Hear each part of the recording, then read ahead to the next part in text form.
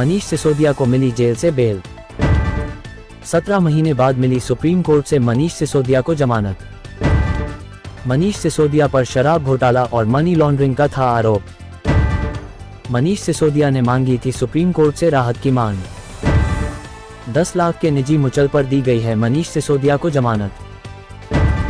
ED का जो जांच की प्रक्रिया है उस पे भी सवाल उठाए। उन्होंने कहा है कि जब आपके पास दस्तावेज मौजूद है तो टेम्परिंग का कोई मतलब नहीं बनता। अगर इतने दिनों तक जो है आप इनको इनकार्सेशन में रखे हैं, इनको जेल में रखा है और ये जो है बेल के प्रिंसिपल के खिलाफ है, चाहे वो ईडी का केस हो, चाहे सेक्शन 45 हो, वो जो कार्डिनल रूल है बेल का वो जो है वो लागू होता है। और इस बात को ध्यान में रखते हुए कि ऑलरेडी जो है 17 महीने का जो है जेल ऑलरेडी मनीष सिसोदिया जी काट चुके हैं, तो सुप्रीम कोर्ट ने ईडी के तमाम दलीलों को खारिज करते हुए मनीष सिसोदिया जी को बेल ग्रांट किया है। और ईडी ने ये भी और सुप्रीम कोर्ट ने ये भी कहा है कि जो इन्होंने बयान दिया था कोर्ट में ईडी ने कि ट्रायल जो है वो खत्म हो जाएगा 6 से 8 महीने में, ये बिल्कुल सरासर ऐसा लगता नहीं है। और ईडी ने कहा है, सुप्रीम कोर्ट ने ये भी कहा कि 463 गवाह हैं और लगभग 60,000 पेजेस की जो है दस्तावेज है, तो इस पे ट्रायल अभी जो है खत्म नहीं हो सकता। इन सभी चीजों को ध्यान में रखते हुए एक बात थी जो अदालत ने ये कही कि जो अर्जियों वाली बात है जिसमें ट्रायल कोर्ट और हाई कोर्ट ने ये कहा था कि भाई जो इन लोगों की तरफ से अर्जियां दाखिल की गई आरोपियों की तरफ से उसमें देरी हुई, लेकिन सुप्रीम कोर्ट ने कहा कि जो मनीष की तरफ से अर्जियां दाखिल की गई हैं 14 सीबीआई ईडी के मामले में, 13 सीबीआई के मामले में, वो पत्नी से मिलने फाइल पर साइन करने वाली है और मनीष की तरफ से कोई देरी नहीं की गई है ट्रायल शुरू करने में। ये ट्रायल कोर्ट के जो आदेश था कि अपीलेंट यानी कि मनीष सिसोदिया जी ने ट्रायल को डिले किया है, उसको खारिज किया सुप्रीम कोर्ट ने। ये कहा कि जो एप्लीकेशंस लगी हैं वो एप्लीकेशंस पर्टिनेंट थी, वो एप्लीकेशन जरूरी थी और तभी लगाई गई थी, ट्रायल को डिले करने के लिए नहीं लगाई गई थी। और ट्रायल कोर्ट का फाइंडिंग जो है उसको डिस्कार्ड किया है। और ये भी आज सुप्रीम कोर्ट ने एक बहुत अहम बात कही है कि बेल के मामले में ट्रायल कोर्ट को और हाई कोर्ट को थोड़ा सेंसिटिव होना चाहिए। देखिए, ये सत्य की जीत हुई है और मैंने जैसा पहले से कहा कि इस मामले में कोई भी तथ्य, कोई भी सत्यता नहीं थी।